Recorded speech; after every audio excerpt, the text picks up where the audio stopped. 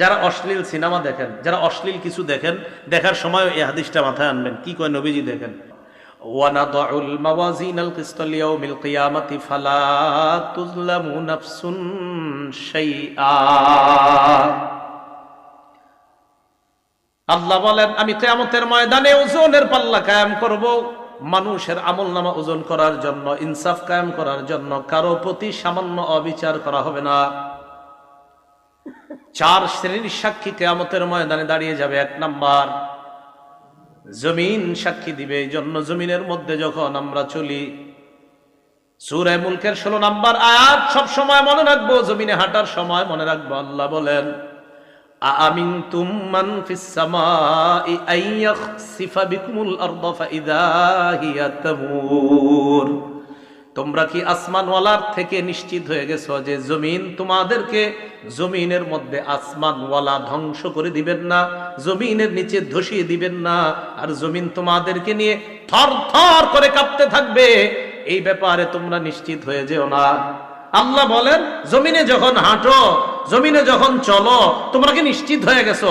যেমনে অহংকার করো, ভাবসাবে মনে হচ্ছে যে জমিনের নিচে আল্লাহ ধ্বংস করে দিতে পারেন না, জমিনের নিচে আল্লাহ তোমাদেরকে ধসিয়ে দিতে পারেন না, এই ব্যাপারে কি তোমরা নিশ্চিত হয়ে গেছো? বলেন, আল্লাহ চাইলে যে কোনো মুহূর্তে জমিনের একদম 1000 মাইল গর্তের নিচে আল্লাহ আমাদেরকে নিতে পারেন কিনা?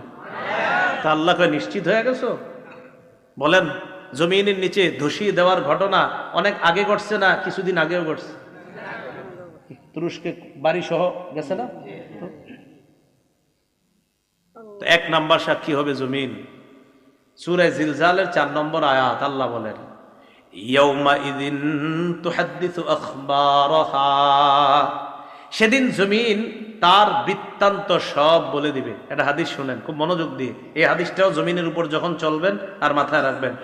যারা অশ্লীল সিনেমা দেখেন, যারা অশ্লীল কিছু দেখেন, দেখার সময় এই হাদিসটা মাথায় আনবেন। কি কয় নবীজি দেখেন, তিরমিজি শরীফের 2429 নম্বর হাদিস।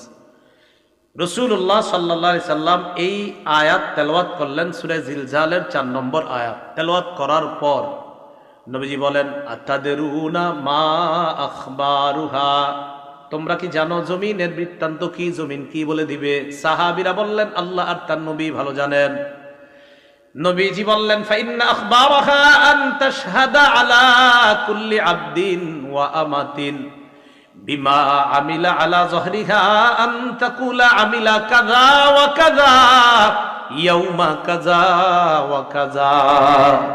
নবীজি বলেন, জমিন এইভাবে বৃত্তান্ত বর্ণনা করবে, আতুশাল অমুক এলাকার অমুক বান্দা ওই সময় এতটা বাজে অমুক দোকানের সামনে দাঁড়িয়ে টেলিভিশনের মধ্যে অশ্লীল সিনেমা দেখছে। মাবুদ, আমি জমিন তার বিরুদ্ধে সাক্ষী দিয়ে দিলাম, তোমার কাছে বিচার চাই। সময়, স্থান সব বলে দিবে জমিন। 2 নাম্বার সাক্ষী ফেরেশতা। সূরা ইনফিতরের 10 থেকে 14 নম্বর আয়াতে আল্লাহ বলেন, ওয়া ইন্না আলাইকুম লাহাফিজিনা কিরামান কাতিবিনা ইয়ালামুনা মা তাফআলুন ইন্নাল আবরারা লাফি নাঈমিন ওয়া ইন্নাল ফুজ্জারা লাফি জাহিম। আল্লাহ পাক রব্বুল আলামিন বলেন, তোমাদের সাথে সংরক্ষণকারী যত্নবান ফেরেশতারা আছে। তোমরা যা করো তারা তা দেখে। সম্মানিত লেখকগণ, আল্লাহ এরপর বলেন, পুণ্যবানরা নেয়ামতে পরিপূর্ণ জান্নাতে থাকবে আর অপরাধীরা জাহান্নামে থাকবে। বলি নাউজুবিল্লাহ। এখন আমরা বাঙালি তো প্রশ্ন করে ফেলতে পারি, আল্লাহ বলছে সম্মানিত লেখকগণ থাকবেন, লেখকগণ কি করে? এটা কিন্তু বলে নাই লেখকের কাজ কি। কিন্তু এই আয়াতে তো আল্লাহ বলে নাই লেখে। অনেক লেখক আছে লেখে না। তো এইরকম মনে করেন আঙ্গ বাংলাদেশিরা এই প্রশ্ন করেও ফেলতে পারে যে হুজুর আল্লাহ বলছে লেখকগণ থাকবে, তো লেখকগণ লেখবে এটা কই আছে? তো যেহেতু এরকম বলে ফেলতে পারেন, এই জন্য এই জবাব আল্লাহ কোরআনে দিয়ে দিছে। সূরা যুখরুফের 80 নম্বর আয়াতে জবাব আল্লাহ দিছে। আল্লাহ বলেন, আম ইয়াহসাবুনা আন্না লা নাসমাউ সিররাহুম ওয়া নাজওয়াহুম বালা ওয়া রুসুলুনা লাদাইহিম ইয়াকতুবুন। তারা কি মনে করে তাদের গোপন কথা আর কানাকানি কথা আমি আল্লাহ জানি না? এমনটা কি তারা মনে করে তাদের গোপন কথা আর তাদের কানাকানি কথা আমি জানি না? আমি আপনাদের সামনে কথা বলতেছি, আল্লাহ এটাও জানি। আমি ওনার সাথে এখন কানে কানে কিছু বলবো, আল্লাহ এটাও জানি। আমি ঠোঁট বলা বন্ধ করব, বন্ধ করার পর আমি মনে মনে কিছু বললাম, আল্লাহ কয় এটাও শুনি, জানি। তুমি ঠোঁট খোলো আর বন্ধ করো। হাদিসের মধ্যে আসছে, হাদিসে কুদসির মধ্যে আসছে, আল্লাহ পাক রব্বুল আলামিন বলেন, বান্দা আমাকে যদি যাকারানি ফি নাফসিহি, বান্দা যদি মনে মনে আমারে স্মরণ করে, দেখেন আমি চুপচাপ আছি এখন, ঠোঁট বন্ধ, বিছানায় বালিশে মাথা লাগা চিন্তা করলাম, আল্লাহরে নিয়ে শুধু চিন্তা করছি, আমি কিন্তু ঠোঁট বন্ধ, চিন্তা করছি। আল্লাহ কয় বান্দা তোমার চিন্তা দেখতেছি, শুনতেছি, আমারে তুমি মনে মনে স্মরণ করছো। যাকারতুহু ফি নাফসিহি, আল্লাহ বলে যেই বান্দা আমারে মনে মনে স্মরণ করে আমিও তারে মনে মনে স্মরণ করি। আল্লাহ বলেন তাদের গোপন কথা আর তাদের কানাকানি কথা আমি কি শুনি না, আমি কি জানি না? তারা কি এমনটা মনে করে? না না, আমি সব জানি। শুধু তাই নয়, বালা ওয়া রুসুলুনা লাদাইহিম ইয়াকতুবুন, আমার ফেরেশতাগণ তাদের আমলনামা, তাদের কর্মকাণ্ড লিপিবদ্ধ করে নেয়। লেখেনি তো? লেখকগণ শুধু থাকে না, লেখেও। তাহলে বলেন সম্মানিত ফেরেশতা লেখকগণ তারা দেখে, বলেন ফেরেশতা, বলেন ফেরেশতাগণ দেখে, শোনে, লেখে। এখন আসেন, লেখা তৈরি করার পর একটা খাতা, এটা একটা খাতা, এটা একটা খাতা, এই খাতার মধ্যে লেখাগুলো তৈরি হয়ে গেছে, 1 পৃষ্ঠা 2 পৃষ্ঠা, ঠিক আছে না? এবার বন্ধ খাতা। এবার এই খাতা আমল নামা ফেরেশতাগণ আল্লাহর কাছে পেশ করবে কিয়ামতের ময়দানে।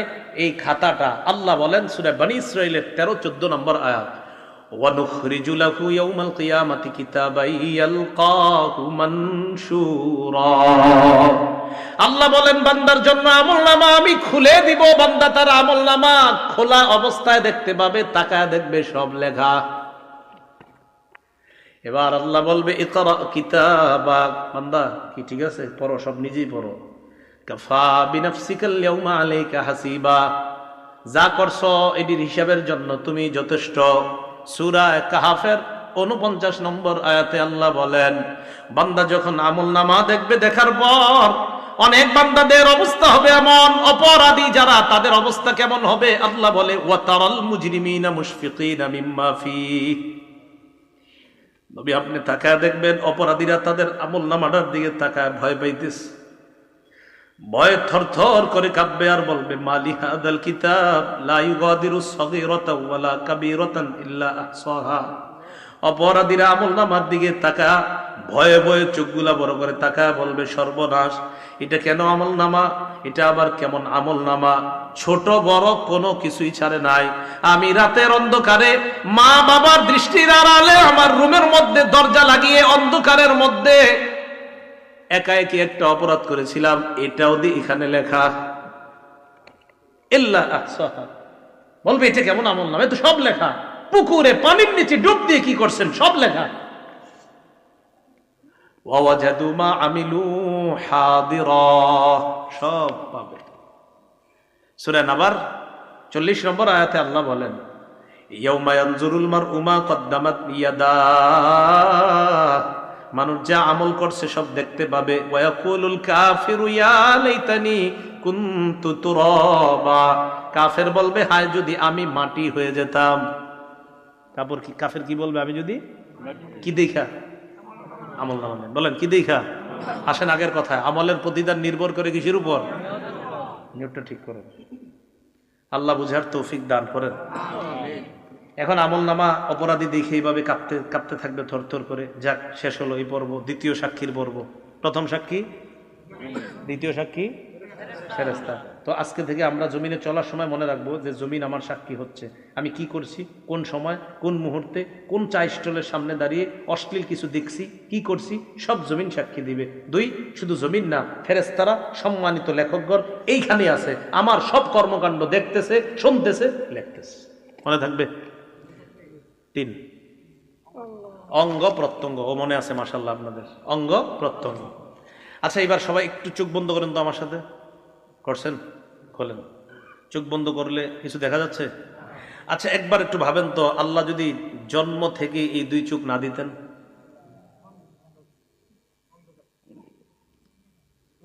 সূরা ইয়াসিনের ৬৬-৬৭ নম্বর আয়াতে আল্লাহ বলেন, ওয়ালাউ নাশাউ লাতামাসনা আলা আ'য়ুনিহিম ফাস্তাবাকুস সিরাতা ফাআন্না ইউবসিরুন। আল্লাহ বলেন, আমি যদি চাইতাম তাদেরকে আমি আল্লাহ তাদের আলো লোপ করে দিতে পারতাম, চোখের আলো লোপ করে দিতে পারতাম। চোখের আলো সরিয়ে দিয়ে আমি আল্লাহ যদি তাদের চোখগুলা চেহারার সাথে মিশিয়ে দিতাম, চলতে চাইলেও তারা চলতে পারতো না। একটু চিন্তা করে দেখো, তোমার এমন করলে কেমন হতো। এরপরে আয়াতে বলে, ওয়ালাউ নাশাউ লামাসাখনাহুম আলা মাকানাতিহিম, আমি যদি তাদের অঙ্গগুলা বিকৃত করে দিতাম, আমি যদি তাদের চেহারা বিকৃত করে দিতাম, হাত পা অঙ্গহানি করে দিতাম। হাত যদি না থাকতো সুদের টাকা ধরতো না, পা যদি না থাকতো পা দিয়ে খারাপ কাজ করতে যাইতো না। আল্লাহ বলেন, আমি এগুলা দিলাম, তো তুমি কি করতেছো এগুলা?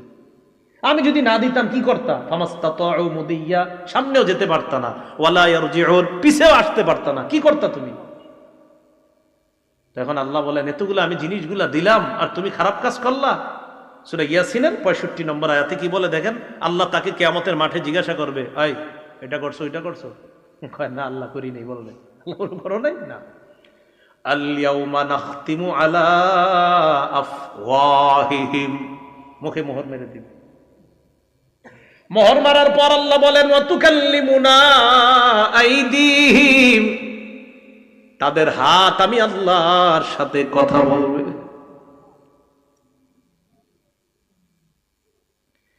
একটু চিন্তা করে দেখেন, হাত যদি আল্লাহকে বলে, আল্লাহ এই হাত দিয়ে ঘুষের টাকা সুদের টাকা ধরছে। নিয়ম হলো, কেউ যদি কথা বলে এটার বিপক্ষে, কথা বলার পর ওই কথার পক্ষে সাক্ষীর প্রয়োজন হয়, তাহলে আল্লাহর সাথে হাত কথা বললো, এবার সাক্ষী কি? ওয়াতাশহাদু আরজুলুহুম বিমা কানু ইয়াকসিবুন, পা সাক্ষী দিয়ে বলবে, আল্লাহ হাত যা যা বলছে আমি পা হাতের পক্ষে সাক্ষী দিয়ে দিলাম। একটু চলেন না রাস্তা হাইটে, একটু ভাবেন না নিজেরে যে আমার চোখ যা করবে, আমার হাত যা করবে, আমার হাত আল্লাহরে বলবে। বলার পর এরকম হতে পারে যে বান্দা কইতে পারে, আল্লাহ হাত বলছে, সাক্ষী কই? বান্দার তো মুখ বন্ধ, তো বান্দা বলতে পারে, আল্লাহ আমার হাত বলছে, হাত যে বলছে এটা সাক্ষী কই? পা বলবে আমি সাক্ষী। আরেকটু সামনে যান, দেখেন আরো কেমন আয়াত। সূরা হামিমাস সাজদা ২০-২১ নম্বর আয়াতে আল্লাহ বলেন, হাত্তা ইযা মা জাউহা, এগুলো যখন জাহান্নামের কাছে যাবে, যখন জাহান্নামে ফালাবে আল্লাহ, শাহিদা আলাইহিম সামউহুম, কান সাক্ষী দিবে, ওয়া আবসারুহুম, চোখ সাক্ষী দিবে। এরপর কি বলে দেখেন, ওয়া জুলুদুহুম বিমা কানু ইয়ামালুন, এদের চামড়াগুলাও সাক্ষী দিয়ে দিবে, চামড়া সাক্ষী দিবে। বান্দা বলবে, ওয়া ক্বালু লিজুলুদিহিম লিমা শাহিদতুম আলাইনা, বান্দা বলবে, ও চামড়া তুমিও সাক্ষী দিলা, তুমি আবার কেমনে সাক্ষী দাও? চামড়া জবাব দিবে, আনতাকানাল্লাহুল্লাযী আনতাকা কুল্লা শাই, যে আল্লাহ যারে চায় কথা বলাইতে পারেন, ওই আল্লাহ আমি চামড়াকে কথা বলার ক্ষমতা দিয়ে দিছেন। কিছুক্ষণের জন্য ভাইবা দেখেন, এই হাত, এই পা, এই চোখ, এই চামড়া আপনার শত্রু। কিছুক্ষণের জন্য ভাবেন, কেমনে? যদি আপনি খারাপ কাজ করেন তো এরাই আপনার বিরুদ্ধে সাক্ষী দিবে, এরাই কথা বলবে। আপনি অন্য সাক্ষীর কি দরকার?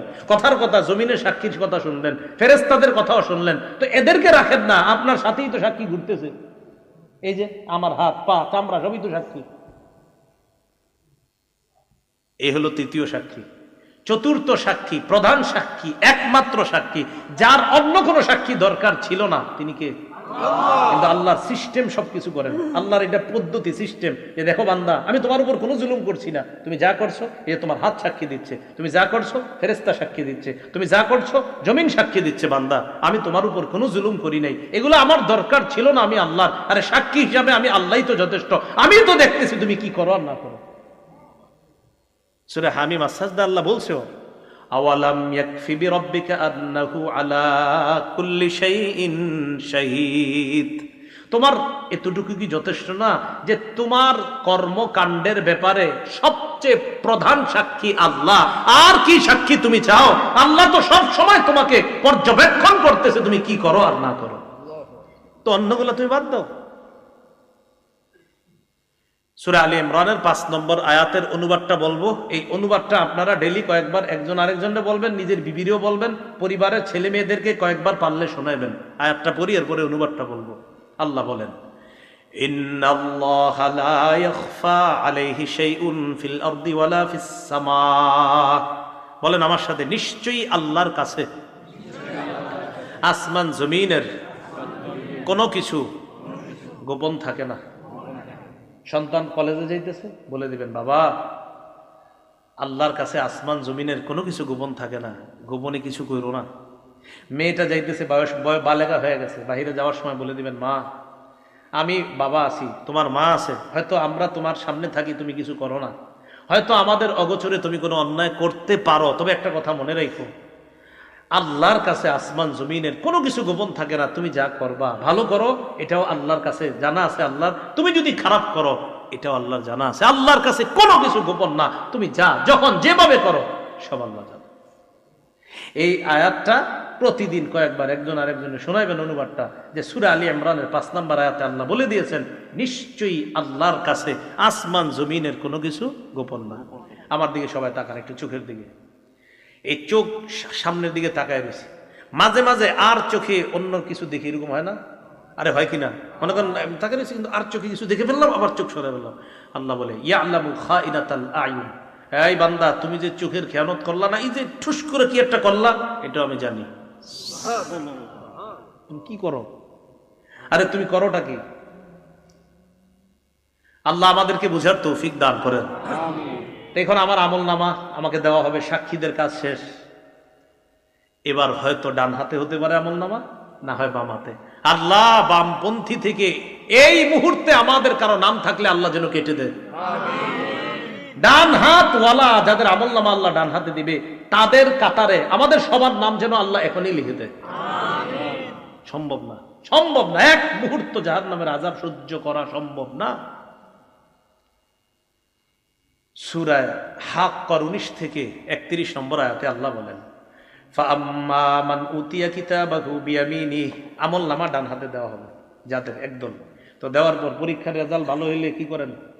খুশিতে আরেকজনকে নিয়ে দেখান, আব্বা দেখেন, এই সেই। আমল নামা ডান হাতে পাওয়ার পর সে দৌড়ে পরিচিত জনদের কাছে যাবে, যাওয়ার পর বলবে, ফায়াকুলু হা উমকরাউ কিতাবিয়া, পরিচিত জনদেরকে বলবে, যে দেখো আমল নামা আমার পেয়ে গেছি, একটু তোমরাও পড়া দেখো, আল্লাহ আমার পাশের খাতায় নাম দিয়ে দিছে, তোমরা একটু পড়া দেখো, আমি পাশ, আমার ডান হাতে দিয়ে দিছি। একটু চিন্তা করে যে আল্লাহ যেন আমারে এটাই করে কিয়ামতের মাঠে, আমাদের সবাইরে যেন এটাই করে। তো এটা বলার পর ওই বান্দার আমল নামা ডান হাতে দিবে, দেওয়ার পর বান্দা বলবে, ইন্নী জনান্তু আন্নী মুলাকিন হিসাবিয়া, জানো আমি বিশ্বাস করেছি দুনিয়াতে থাকতে যে আজকের এই হিসাবের মুখোমুখি আমার হতে হবে, এই বিশ্বাস আমার ছিল। আলহামদুলিল্লাহ, হিসাব নেওয়ার পর আমার রব আমার ডান হাতে আমল নামা দিচ্ছে।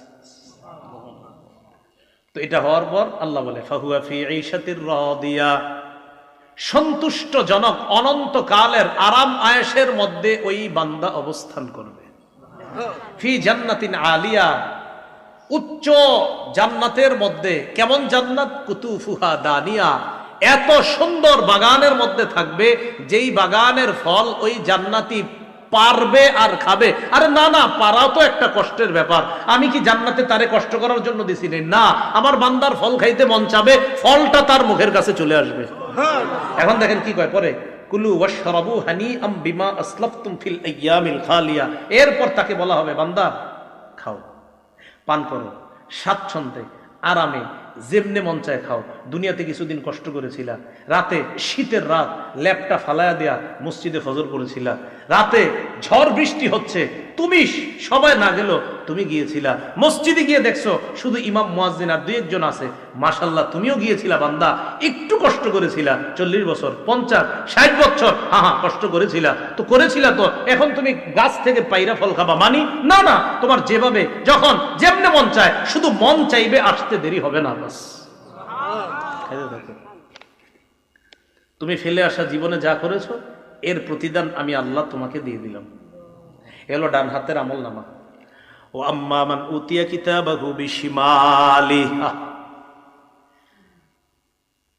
সাক্ষীদের সাক্ষী নেওয়ার পর আরেক দল মানুষের আমল নামা বাম হাতে দেওয়া হবে। বাম হাতে দেওয়ার পর ওই বান্দা বলবে, ইয়া লাইতানি লাম উতা কিতাবিয়া, হায় আমার আমল নামাটা যদি আমাকে দেওয়া না হতো। পরীক্ষায় ফেল করার পর অনেকে চিন্তা করে, হায় যদি আমার এই পরীক্ষার রেজাল্টটা নাই জানতাম, আহারে এই পরীক্ষাটা যদি কোনো মতে বাদ হয়ে যেত, একটা পরীক্ষা দিছে ভালো হয় নাই, তো চিন্তা করে এটা যদি কোনো মতে বাদ হয়ে যেত, ঘোষণা করতো যে এই পরীক্ষা আবার দিতে হবে। কিয়ামতের ময়দানে বান্দা আমল নামা দেখবে, বাম হাতে দেখার পর বলবে, ইয়া লাইতানি লাম উতা কিতাবিয়া, আমার আমল নামা যদি আমাকে দেওয়া না হতো। ওয়ালাম আদরি মা হিসাবিয়া, আমার হিসাবটা যদি আমি জানতে না পারতাম। ইয়া লাইতাহা কানাতিল কাদিয়া, হায় মরণ যদি আমার শেষ ফয়সালা হতো, মানে মরার পর যদি আমি মাটি হয়ে যেতাম, আর যদি এখানে আসতে না হতো তাহলে তো সব হয়ে যেত বা বেঁচে যাইতাম। তখন কি বলবে জানেন? মা আগনা আন্নি মালিয়া, আমার কত টাকা পয়সা ছিল কোনো কাজে আসলো না। হালাকা আন্নি সুলতানিয়া, আমার কথায় মানুষ উঠতো বসতো, এটাও কাজে আসলো না, চলে গেল। আল্লাহ বলবেন, খুজু, ফেরেশতাদেরকে বলবেন ধরো, ফাগুল্লু,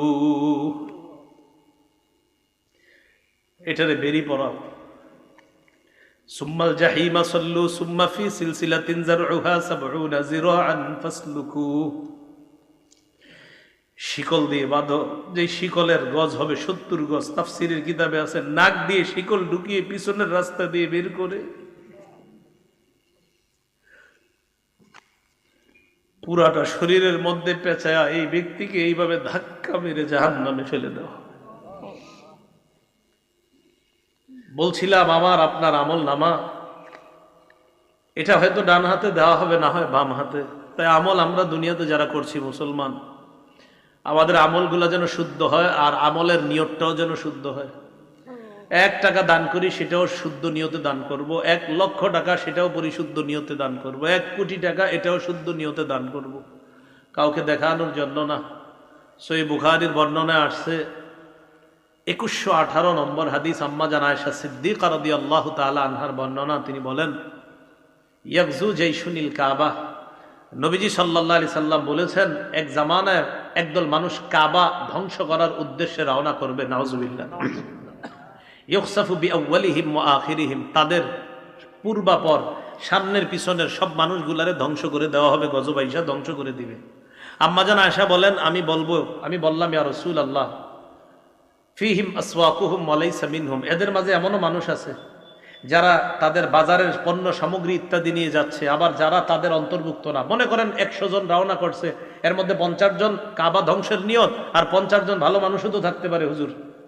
নবীজি বললেন, আয়েশা সবাইরই ধ্বংস করবে আল্লাহ, সবাইরই, ভালোগুলাও ধ্বংস হবে। তারপর